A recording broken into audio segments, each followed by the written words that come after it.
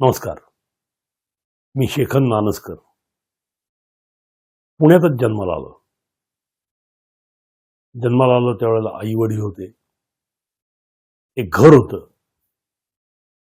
घर बरेच वर्ष होतं.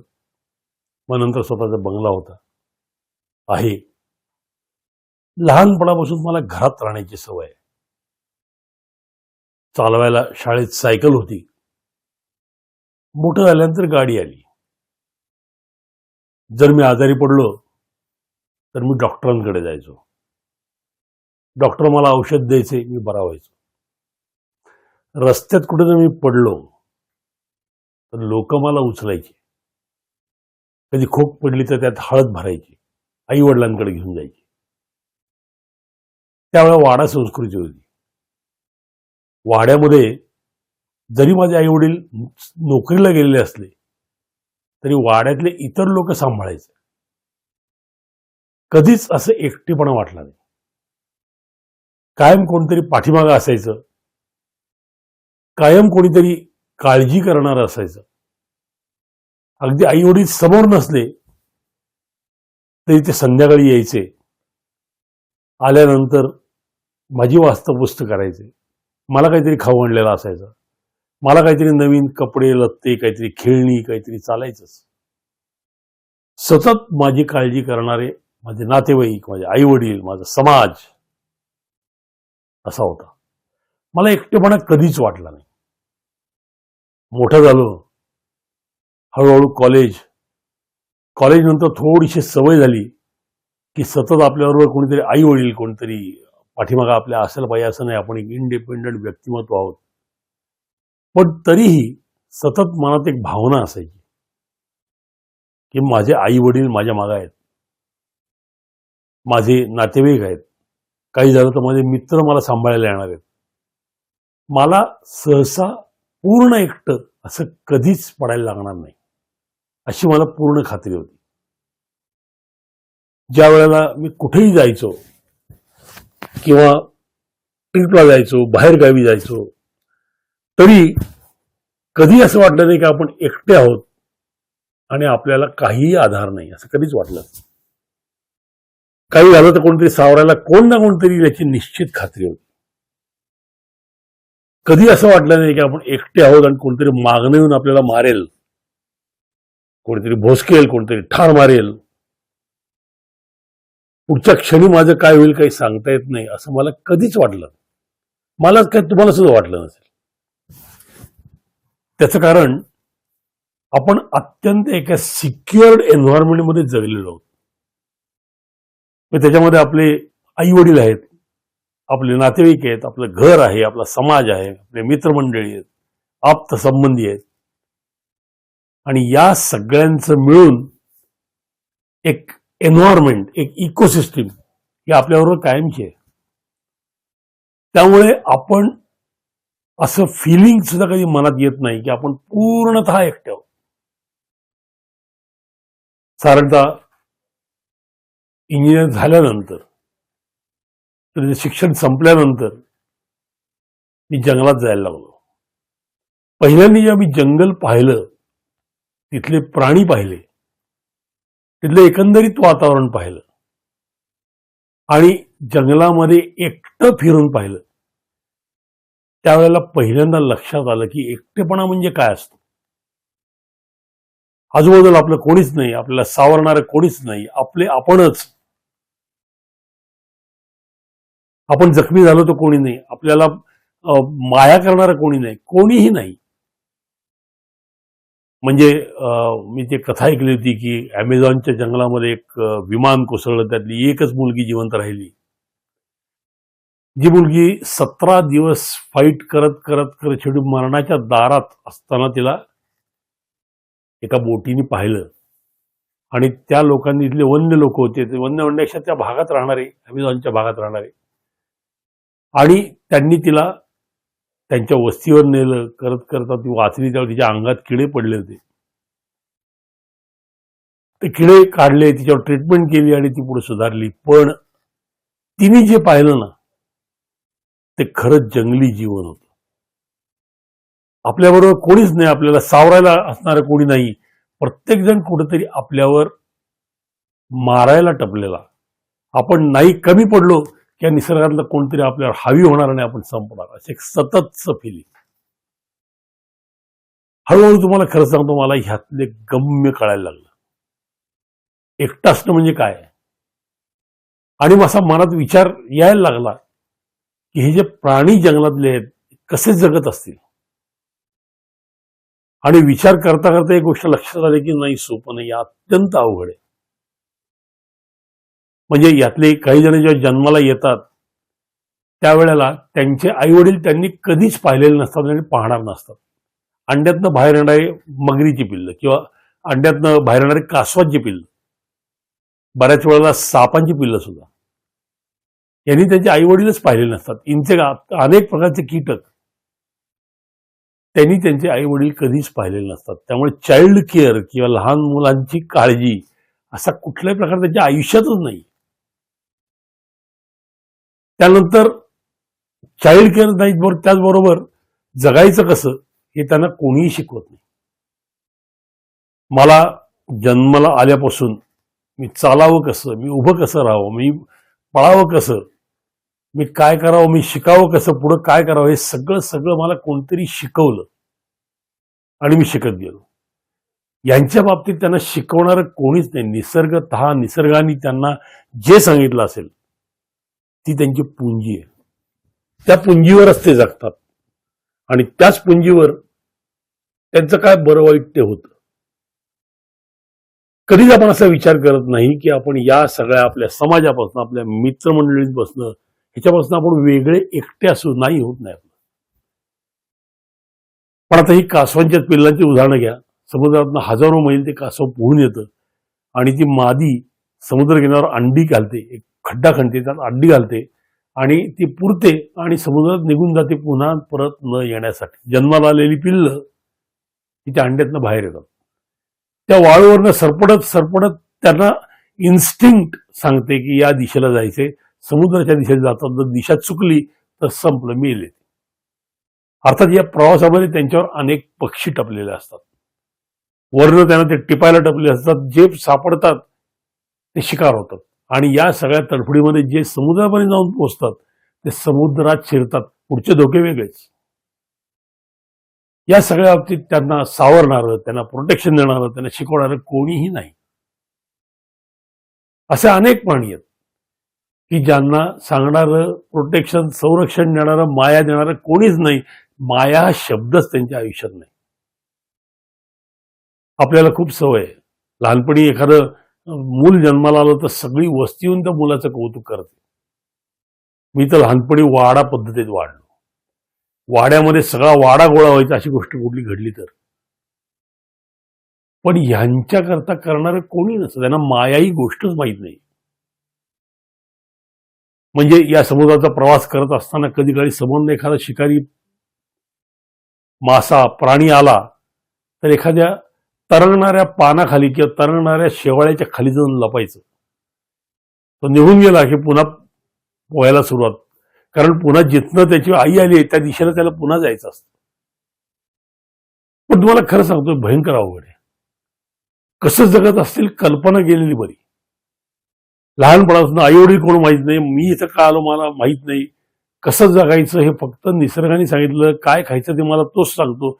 संरक्षण कसं करायचं मला तोच शिकवतो. माझ्या जे फीड केलेलं असतं तेवढंच,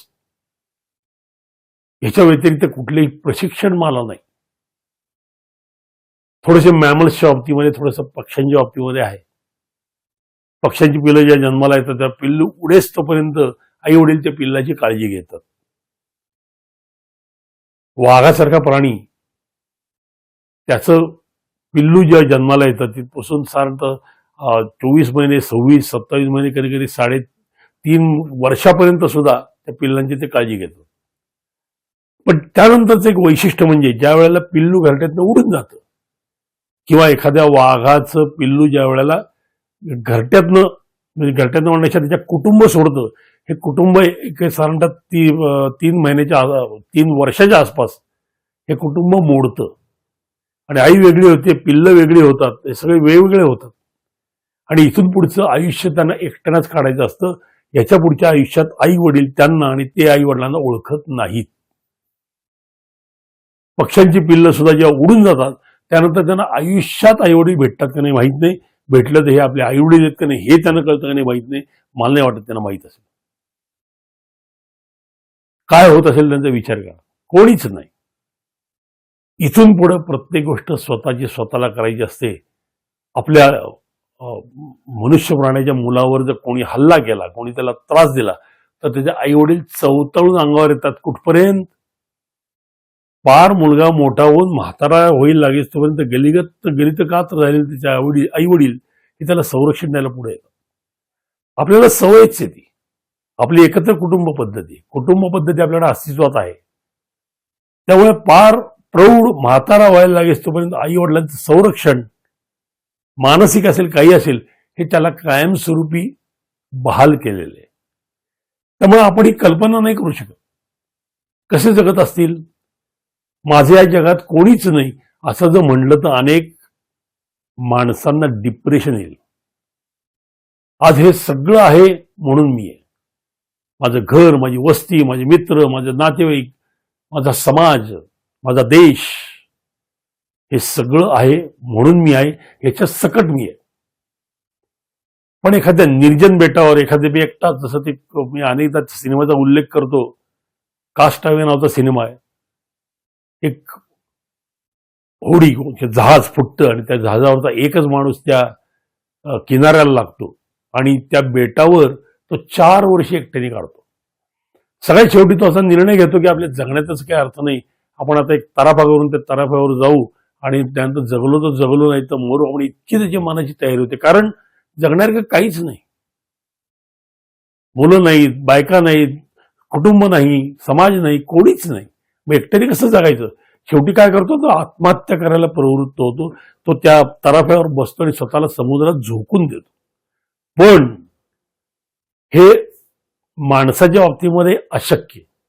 माणसाला एकट्याला जगणं किंवा माणसानी अशा जसे प्राणी जगतात तसं जगणं अशक्य.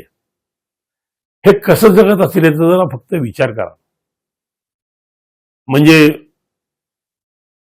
कसे ऋतू असतील, पावसाळा कसा असेल, उन्हाळा कसा असेल. मी अनेकदा जंगलात फिरलोय, पावसाळ्यात सुद्धा फिरलोय, पण अंगावर रेनकोट, पायात बूट सगळं घालून मी जंगलात फिरलोय. पण तो जंगलाचा बदाबदा कोसळणारा पाऊस, ते विजा चमकणं, ते मोठमोठे ओढे नाले वाहणं आणि या सगळ्या परिस्थितीमध्ये त्या जंगलात जगणं हे माणसाला अशक्य. हा साधी गोष्ट विचार करा. कुठल्याही ठिकाणी आपण चप्पल घातल्याशिवाय जाऊ शकत नाही आणि कुठल्याही प्राण्याला चप्पल नसते, पाय त्याचे मोकळे असतात.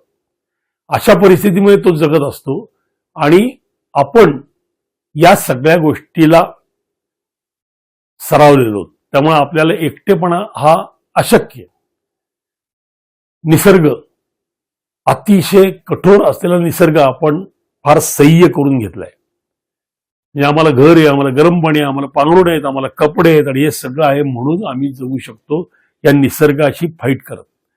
हे सगळं काढून एकट्या माणसाला उघडा नागडा जर जंगलात सोडला तर त्याचा काय होईल तुम्ही फक्त विचार करा. तो या सगळ्या परिस्थितीत टिकू शकेल का? तो या सगळ्या परिस्थितीमध्ये स्वतःला वाचवू शकेल का? ते वाहणारे ओढे नाले, त्या पडणाऱ्या विजा, चमकणाऱ्या विजा, ते चावणारे कीटक आणि त्या अंगावर येणारे मारायला टपलेले अनेक हिंस्त्र श्वापद आणि ह्याच्यामध्ये आपण स्वतःला वाचवून राहायचं अशक्य. आपण हा विचार सुद्धा करू शकत नाही. म्हणजे निसर्गाच्या काही भागामध्ये, म्हणजे पृथ्वीच्या काही भागामध्ये निसर्ग इतका कठोर असतो. उदाहरणार्थ उत्तर ध्रुवावर घ्या किंवा दक्षिण ध्रुवावर घ्या, प्रचंड थंडी. आणि अशा थंडीमध्ये तिथलं जे वातावरण असतं हे वातावरण आपल्याला सहन सुद्धा होणार नाही. आपण त्या वातावरणात जगू शकणार नाही. पण तुम्हाला असं आढळणार नाही की एखादा प्राणी कपडे करून राहिलाय.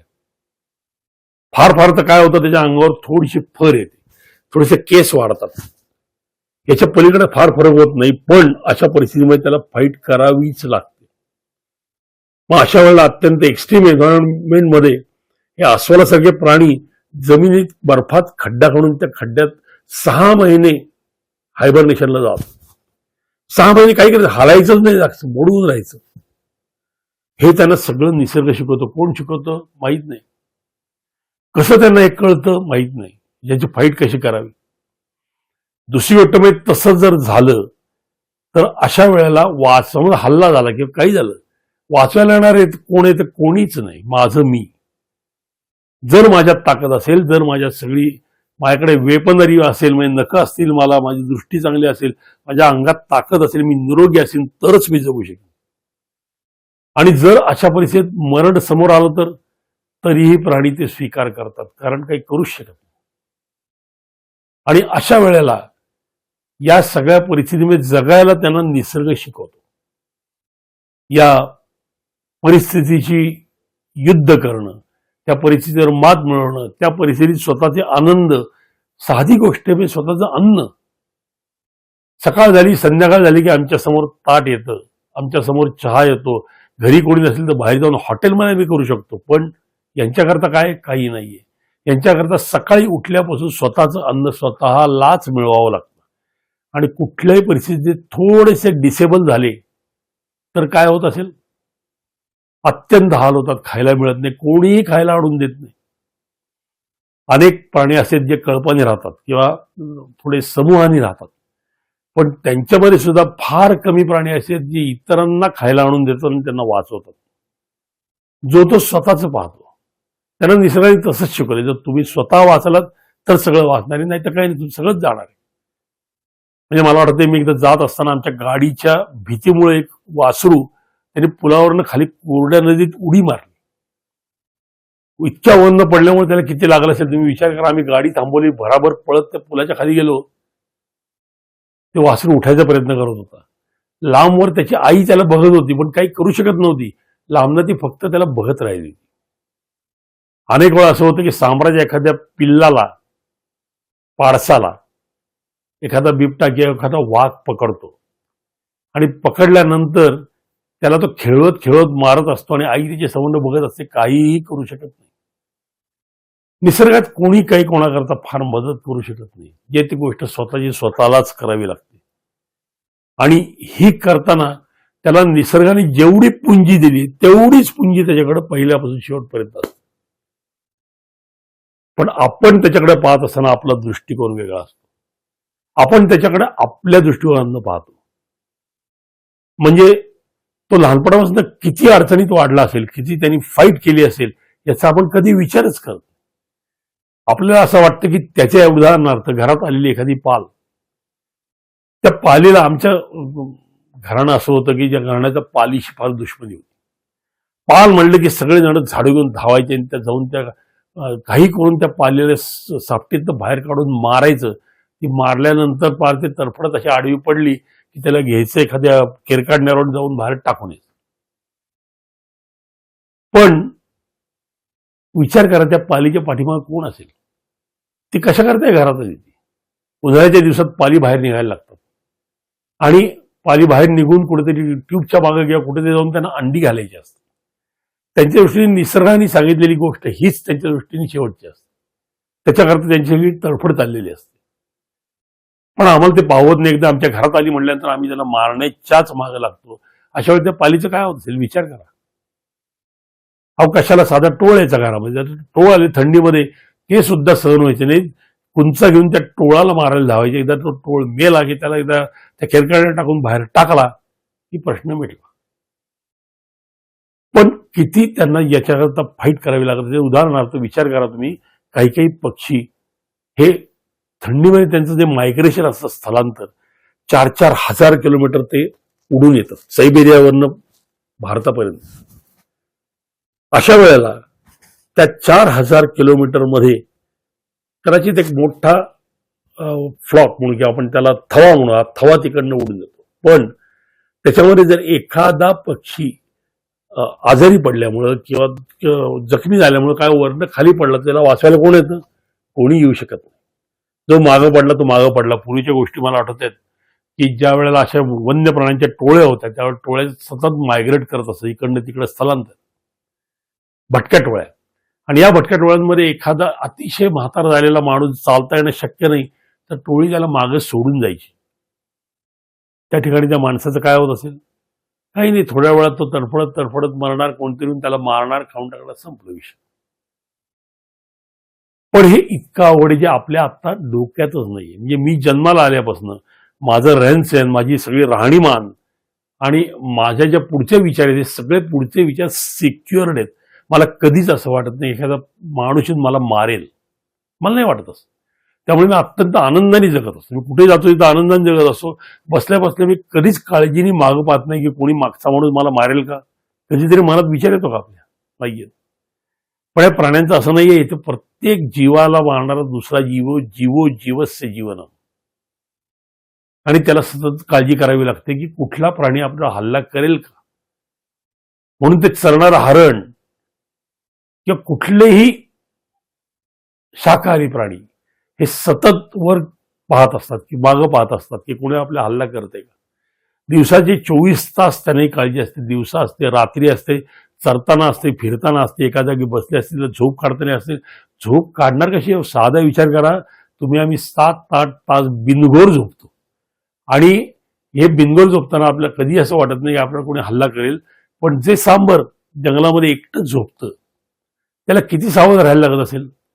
तर वाघ आला, वाघाने त्याला लोकेट केलं आणि दुसऱ्या कुठल्या प्राण्याने लोकेट केलं, रानकुत्री आली तर त्यांच्या चिंधड्याच.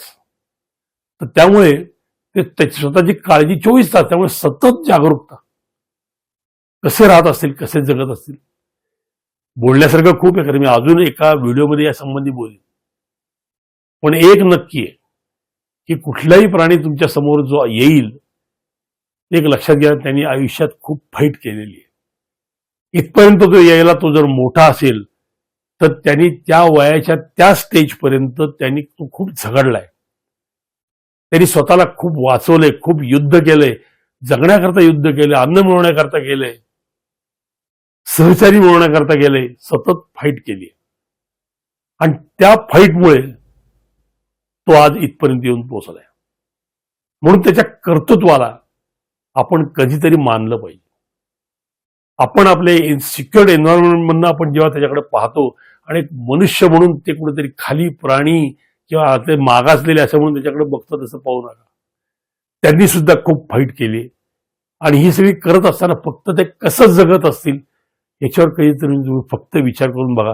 तुमच्या लक्षात येईल की खरंच खूप अवघड आहे आणि त्यांनी केलेली फाईट ही त्यांचं खरंच खूप मोठं कर्तृत्व आहे. धन्यवाद.